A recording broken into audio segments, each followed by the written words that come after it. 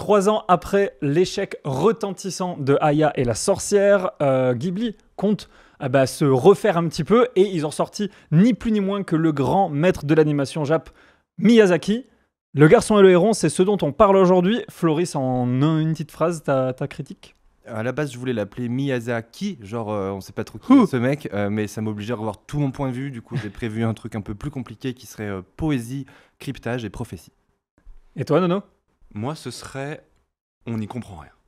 Et justement, moi, ça va bien s'imbriquer. On ne prépare pas l'émission. Ma petite critique, mon petit titre de critique, c'est Le garçon et le héron, explication.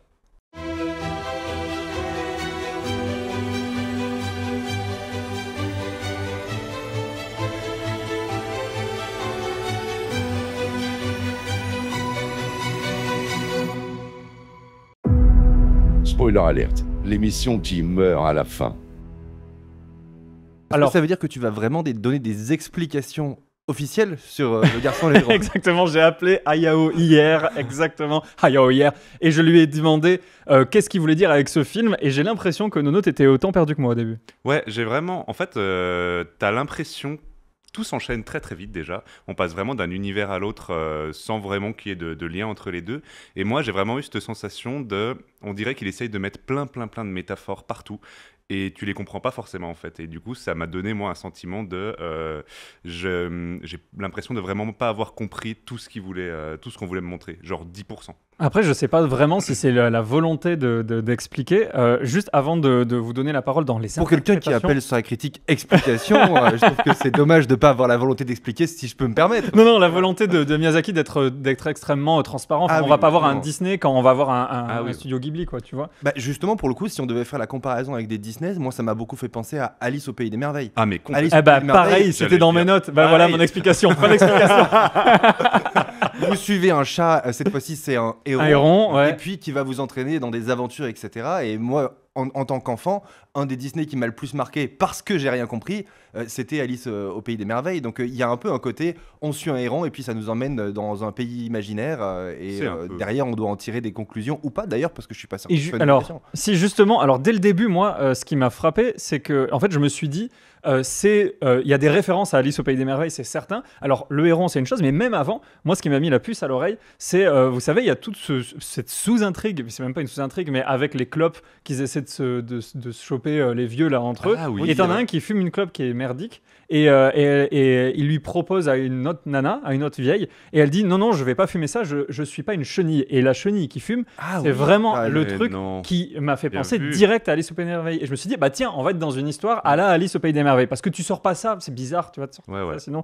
Après, je sais pas si c'est dans le texte original, mais j'imagine que la traduction. Alors, je trouve justement en parlant du texte et du titre, parce que c'est adapté d'un livre, et je trouve que le titre français est un peu un mauvais titre. C'est-à-dire que je trouve qu'il conditionne l'interprétation du film tout le long, parce que moi je suis allé voir Le Garçon et le Héron, j'ai donc du coup par ce titre conféré au héron un rôle majeur de partenaire du petit garçon, alors qu'en fait le héron pour moi c'est le guide, c'est un peu l'équivalent du chat dans Alice, et il n'a pas forcément vocation d'être un personnage principal, il y a plein de personnages, et ça m'a vraiment conditionné de me dire ce héron forcément il a un rôle primordial, alors que je suis pas certain. Et le titre original de l'œuvre dont est adapté c'est Et vous, comment vivez-vous? How do you live? À la base d'ailleurs le titre anglais devait être How do you live, et il a été aussi renommé The Boy and the Heron. Donc peut-être que c'est plus vendeur. C'est sans doute beaucoup plus vendeur, d'autant sur des familles qui voudraient y emmener des enfants, etc. J'imagine que tu emmènes pas forcément des enfants en bas âge voir et vous, comment vivez-vous? Alors mon petit bonhomme, toute la famille. Après, si tu emmènes tes enfants en bas âge voir Le Garçon et le Héron et qu'au moment dans une scène il y a un pélican zombie qui vient mourir devant toi en t'expliquant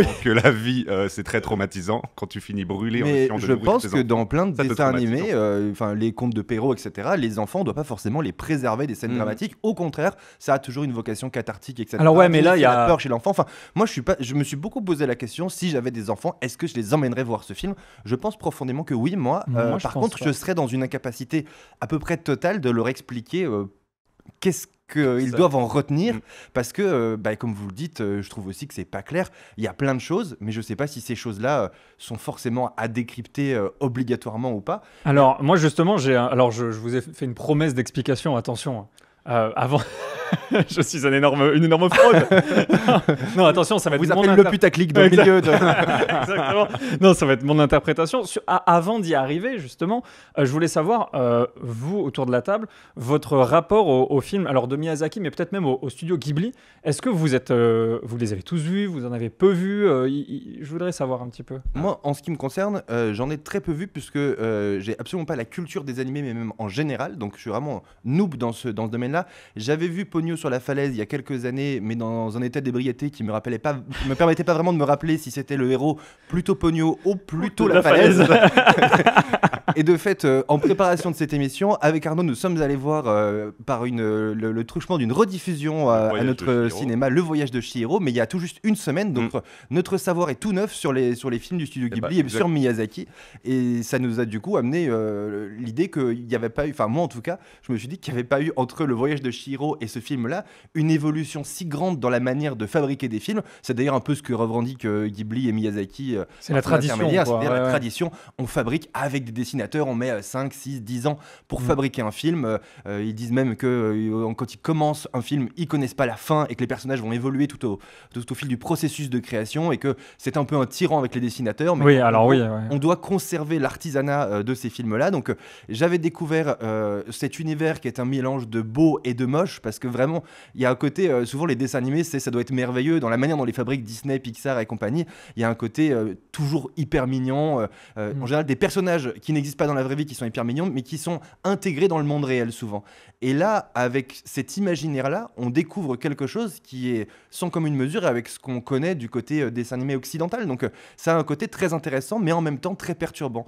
C'est pour moi des films qui sont les deux que j'ai pu découvrir en tout cas, donc Chihiro et puis Le Garçon et l'Héron, des films qui te donnent un sentiment d'assez acté comme manière de réaliser. Il n'y a pas des plans de caméra, de fausses caméras, on va dire. Il n'y a pas des mouvements incroyables. Mais en fait, si. Ça paraît très posé. Ça paraît là, j'ai l'impression de voir un film de réalisateur âgé, parce que c'est le cas. Ah bah oui, complètement. Et je m'ennuie un petit peu dans la manière dont c'est fait.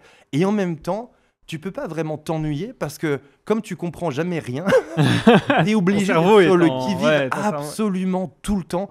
Et donc, si tu commences à t'endormir ou à te dire, bon, bah là, on va trop lentement et on est posé, en fait, ils ouvrent à peine une porte et on a changé d'univers, changé de monde, et de nouveau, tous tes repères sont à refaire et tu cherches ou pas une correspondance entre les personnages. Et je me suis dit, grâce au Voyage de Chihiro, que j'avais pas vocation à tout comprendre. Et d'ailleurs, un des personnages dans Le Garçon et l'Héron le dit dès le début, celui qui cherche à comprendre périra. J'ai essayé de ne pas périr dans ce film en me laissant emporter par ce qu'on me proposait de voir et essayer d'interpréter après. Et justement, toi Nono, ton rapport au film Ghibli? Moi, je vais sortir la phrase que j'avais pas envie de sortir, mais tout pareil. En fait, le seul rapport que j'ai avec les films Ghibli, c'est Le Voyage de Chihiro aussi, qu'on a vu du coup il y a une semaine. Et dans Le Garçon et le Héron, j'ai vraiment retrouvé la même patte artistique en fait. Ça m'a fait déjà, Le Voyage de Chihiro m'avait fait penser un peu à ce côté onirique, on va dire. C'est un peu comme quand tu es dans un rêve et du coup, comme disait Floris, quand tu ouvres une porte, tu vas changer un peu de décor et tout. Genre dans Le Voyage de Chihiro, ça se passe tout dans la même tour, mais en fait, tu as l'impression que c'est jamais au même endroit, c'est jamais la même scène. Et c'était assez construit dans le sens où tu vois à peu près que ça se passe tout dans le même bâtiment, alors que dans Le Garçon et le Héron, ça faisait encore plus ce côté onirique où il va passer à travers un mur, il va ouvrir une porte et il n'y a plus rien à voir. On a vraiment changé de scène, limite on a changé de monde en fait, de monde imaginaire. Et c'est quelque chose que j'ai trouvé. Il est vendu comme un peu souterrain dans leur monde. Non, ils sont dans une pierre en fait. Tu sais, c'est la comète qui est tombée et puis à l'intérieur, c'est une pierre quadridimensionnelle dans laquelle il y a plein d'univers. C'est quoi la quatrième dimension exactement, monsieur? Eh bien, c'est celle de l'interprétation de ce film. Et justement, mais c'est un peu le croisement. Je pourrais dire tout pareil aussi, parce que je trouve que la trame est exactement la même avec Chihiro, c'est-à-dire un bâtiment et puis un nouvel univers croisé avec Alice, parce qu'effectivement il y a ce côté tanière et puis après on cherche. Il rentre par une tanière. Oui, mais totalement. Alors Alice au Pays des Merveilles, c'est une première clé d'interprétation. En tout cas, on va dire, c'est plutôt l'architecture de son film qui est faite comme Alice au Pays des Merveilles, mais on n'est pas du tout dans la, j'ai l'impression, pas dans la morale similaire.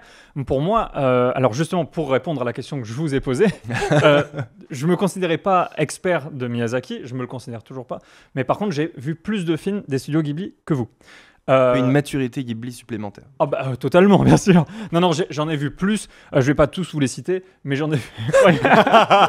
Au moins deux. T'en as juste vu un de plus. J'en ai vu plus. Moi, j'ai vu deux. Non, j'ai vu Porco Rosso. J'ai vu.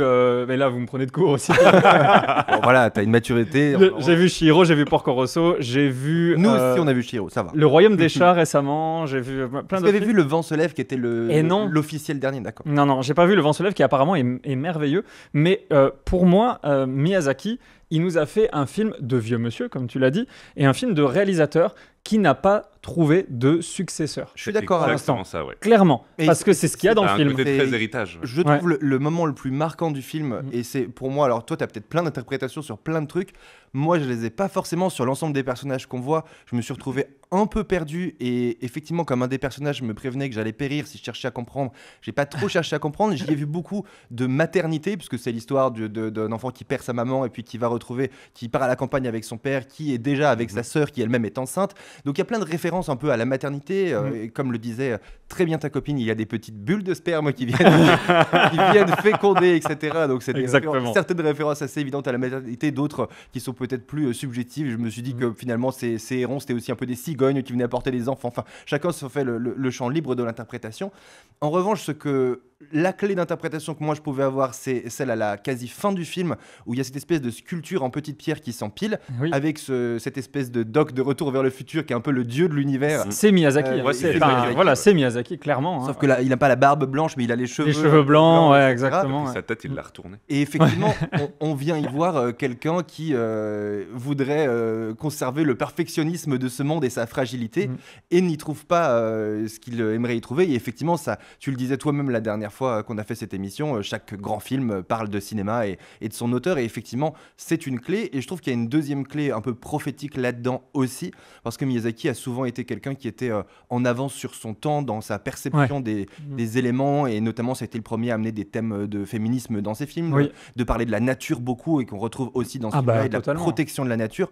On dit aussi dans les articles biographiques de Miyazaki que le week-end il va, comme dans ses personnages, aider à dépolluer les rivières, etc., et qu'il a des photos de ça pour en attester, etc. Donc c'est quelqu'un qui a une sensibilité aux thèmes qui seront les thèmes d'actualité de quelques années. Et là, moi, ça m'a fait penser à un côté très politique aussi, de dire que l'équilibre du monde aujourd'hui, c'est pas seulement dans le film qu'il trouve pas de successeur à sa petite tourelle, qui montre un équilibre précaire et montre que, en fait, elle est pas parfaite, sa tourelle. C'est pas des pièces qui s'embriquent. Et elle montre, c'est un peu de la réelle politique, quoi. C'est dans la vie du monde aujourd'hui tel qu'il est gouverné. Bah, en fait, si tu veux faire un monde parfait et être en adéquation avec absolument toutes tes valeurs et faire un truc absolument impeccable, et c'est difficile. Tu vas être confronté à plein de trucs et tu finis par rien faire. Donc c'est un peu compliqué d'avoir ce modèle-là. Et finalement, on se rend compte que comme personne n'a le courage de reprendre la succession de ça avec ses imperfections, c'est l'autre personnage du film qui lui vient péter toute la tour en disant moi j'ai le courage, je vais le faire, et il nique le monde. Et j'y vois une connotation très politique à ça, que finalement aujourd'hui on laisse le pouvoir à des gens qui sont des irresponsables. Alors il y a ça, mais en fait pour moi là dans le film Miyazaki, il a, donc vous avez vu, il le dit bien, il a 13 petits blocs qui forment son monde. Le Garçon et le Héron, c'est son 12e film. Il est parti pour en faire un 13e, et il a 82 ans. Je pense qu'il se dit, je vais faire 13 films, les gars. Après, on verra bien ce qui va composer mon monde. Il y a un côté héritage, mais je vais mettre tout ce que j'ai envie de mettre là-dedans, etc. Et je pense vu qu'il avait annoncé sa retraite, il en avait besoin de ce film. Il y a un côté, j'annonce ma retraite par ce film. Mais il avait déjà annoncé avant. En fait, il est sorti de sa retraite pour faire ce film, et aussi c'est un peu un retour un peu réac façon... regardez le précédent film de mon fils, parce que le précédent film qui a fait un échec total, c'était Aya et la sorcière, et son fils, donc c'est Goro Miyazaki qui avait réalisé, et ça a été horrible dans le fond et dans la forme, parce que c'était le premier film en image de synthèse de Ghibli, et c'était horrible, ça a été très mal reçu. Ça a même pas fait je crois que ça a fait 700 000, ça a même pas fait $1 million de dollars de recettes dans le monde, ce qui est vraiment extrêmement faible. Alors sur le territoire japonais c'était un téléfilm, mais ça a quand même été exploité au cinéma ailleurs. Il faut dire que c'est tellement culte là-bas que, pour le coup, quand Le Garçon et le Héron est sorti, c'est l'entrée la plus fracassante sur le territoire japonais d'un film qui n'ait jamais été faite. Donc ça représente quelque chose sociétalement de très très très fort là-bas. Et effectivement, il n'avait pas été avare de critiques envers son propre fils. fils. Donc lui-même a indiqué, mais je pense comme souvent, nous on dit souvent ça dans le monde des chefs d'entreprise, par exemple, c'est très difficile d'acter que ton fils soit digne de ta succession parce que c'est pas parce qu'on est vieux qu'on n'a pas d'ego. Oui, c'est sûr. On est vieux qu'on n'a pas envie d'avoir à un moment donné que soit reconnu avant notre mort le fait qu'on était irremplaçable. Et il a le droit aussi de vouloir mourir en ayant eu le sentiment qu'il était irremplaçable. Bah oui, évidemment. Mais en fait, le truc, c'est que c'est un peu un fuck you à son fils aussi, ce film. Parce que, mais et merci d'avoir mis la barre si basse. Mais oui, c'est ça. Pour qu'on voit que moi, je l'ai mis si haut. Regardez comme je suis un crack. Parce que non, mais c'est vraiment ça qui est une dinguerie. C'est que le mec, il dit bon, bah voilà comment on fait un Ghibli. Mon fils, il sera pas capable de le faire de toute manière. Vous avez bien vu. Son fils, il doit chialer du sang chez lui parce que c'est quand même une catastrophe. En fait, son fils, c'est pas Marito, c'est le roi Perruche. Voilà, oui, mais s'il faut. Je sais pas trop quelle est la métaphore derrière ça, mais en fait, c'est vraiment ça.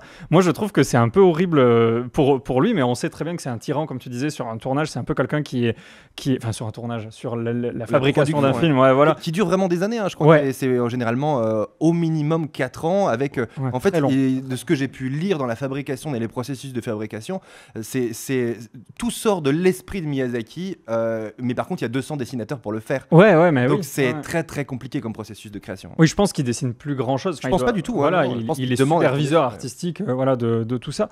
Donc au final, moi, ça m'a quand même beaucoup plu. En fait, c'est très étonnant parce que d'habitude, je reconnais les chefs-d'œuvre que sont les films de Miyazaki, mais j'y suis assez hermétique. C'est le premier où vraiment j'ai été bluffé de A à Z. J'ai trouvé que l'animation était sublime, notamment, on en a pas parlé, mais tous les effets de flamme, tous les effets de vitesse, de mouvement. Surtout au début du film, ça fait très bombe d'Hiroshima, j'ai trouvé. Tu sais, on a vu des images avec le corps un peu déformé, brûlé et tout, et là, ça fait exactement penser à ça au début du film. C'est un cinéaste qui a été traumatisé par la guerre.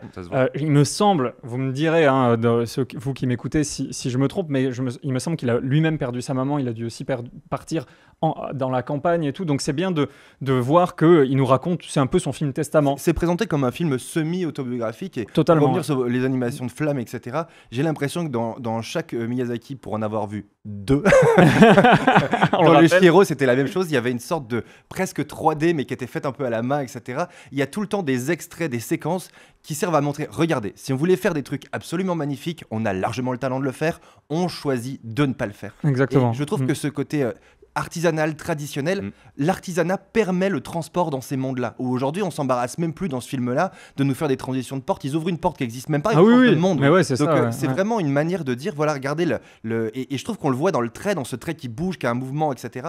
En fait, on peut se permettre d'aller encore plus loin dans l'imaginaire parce que l'artisanat permet l'imaginaire. Là où je trouve que la 3D actuelle, etc. C'est un peu vraiment l'anti-Pixar. Concret, demande tout concret. Et finalement, on va juger un Pixar de sa capacité incroyable de rendre le monde presque aussi réel que le réel, alors que là on cherche complètement autre chose, et y compris le moche, parce qu'il y a plein de personnages qui sont pas jolis. Ce héron n'est pas très beau. Mais le héron, il est c'est ça. Le héron n'est plus un héron. En fait, le mec a un costume de héron. Oui, il a complètement un mauvais costume de héron. En plus, un mauvais costume. Et on saura jamais vraiment pourquoi. En fait, pour moi, il y a toute une thématique autour des apparences. C'est ce qui est beau ne l'est pas, ce qui n'est pas beau peut l'être. Il y a, les fameuses perruches qui sont méchantes alors que c'est des beaux animaux. Tu vois, Justement, pour le coup, c'est quelque chose que je trouve très intéressant, et j'en reviens aussi à est-ce que j'amènerais mes enfants voir ce film. Je trouve que ce qui est peut-être le plus intéressant dans les quelques films de Miyazaki que j'ai pu voir, c'est qu'il n'existe pas vraiment de personnages manichéens, stéréotypés. Tous les personnages sont à la fois des gentils et des méchants. Ils ont tous une part de méchanceté. Même son père, à ce petit garçon, il a un côté, il s'occupe de son usine, il a déjà retrouvé quelqu'un qu'il a déjà mis enceinte, donc c'est un peu, c'est un bizarre, personnage un peu particulier. Mais en même temps, il va mettre en œuvre ce qu'il faut pour sauver son fils. Il l'abandonne pas. Ce héron, il est à la fois agressif, mais en même temps, le garçon s'en fait un copain. Ça fait beaucoup penser au personnage que j'ai vu dans Chihiro, où il y a ce spectre qui est à la fois méchant, il mange des gens, mais en même temps gentil. Oui, c'est vrai. Ouais. Je trouve intéressant parce que tout est fait, tout est fabriqué pour être complexe et qu'on ne puisse pas avoir d'avis sur les choses. On a du mal à avoir des avis sur l'interprétation. En tout cas, rien ne nous dit qu'il n'y a qu'une seule clé d'interprétation et tu es un peu seul face à toi-même. Mais si tu discutes comme on le fait là, on peut avoir des clés différentes. Ouais. Et puis, chaque personnage est construit pour avoir la possibilité d'être à la fois gentil et méchant. Et je trouve que pour des enfants, c'est hyper intéressant. Et je pense qu'il y a un... Oui, vas-y, je t'en prie. C'est un peu ce que tous les gens sont un peu dans la vraie vie, en fait. On n'est jamais soit noir, soit blanc. Tu vas toujours être un peu gris. Mais on est avec une conception du monde. Je trouve que pour le coup, la fiction et notamment les dessins animés qui ont quand même, moi j'oublie pas que ces films d'animation, ils sont pour adultes, mais ils sont quand même aussi pas mal pour les enfants, en tout cas peut-être dans mon prisme erroné, Ouais, mais je suis pas sûr. ça reste des visions, et je trouve que c'est la capacité qu'on donne à des jeunes à percevoir le monde. Et là où nous on se pose plein de questions en disant mais ça ressemble pas à des films qu'on connaît, et puis on cherche nos clés, Ouais. les enfants ils les ont pas les clés. Oui, Elles c'est n'existent sûr, pas. ouais. Et du coup grâce à des films comme ça qui sont beaucoup plus subtils et sans forcément des codes très simples, je trouve qu'on va pouvoir apporter quelque chose de plus, c'est-à-dire des personnages qui sont pas stéréotypés et des enfants qui vont donc avoir une perception du monde qui sera moins stéréotypée. Et je trouve qu'en ça, c'est un apport qui, moi, me semble très important. Comme quand on lit des témoignages de gens, il y a par exemple un article du Monde qui donne plein de témoignages de la jeunesse Miyazaki et du Japon. Et la plupart des héroïnes ont inspiré des dirigeantes d'entreprises aujourd'hui, etc. Parce que c'était le premier à créer ces personnages-là. Donc je trouve qu'il y a ça d'intéressant aussi, même si on comprend pas tout. Et puis le rapport à la nature fait que la nature, elle est ni bonne ni mauvaise, elle est comme elle est, et c'est vraiment à l'image de ces personnages. Voilà, du héron, de tout ça, ils ont leur propre volonté, personne ne veut vraiment nuire, même le roi des perruches, il est pas là pour trop foutre la merde, il a envie lui. Alors est-ce que c'est une métaphore aussi des nouveaux films d'animation? Je sais pas trop, là je pense que je suis un peu perdu. Je vous avais promis une explication.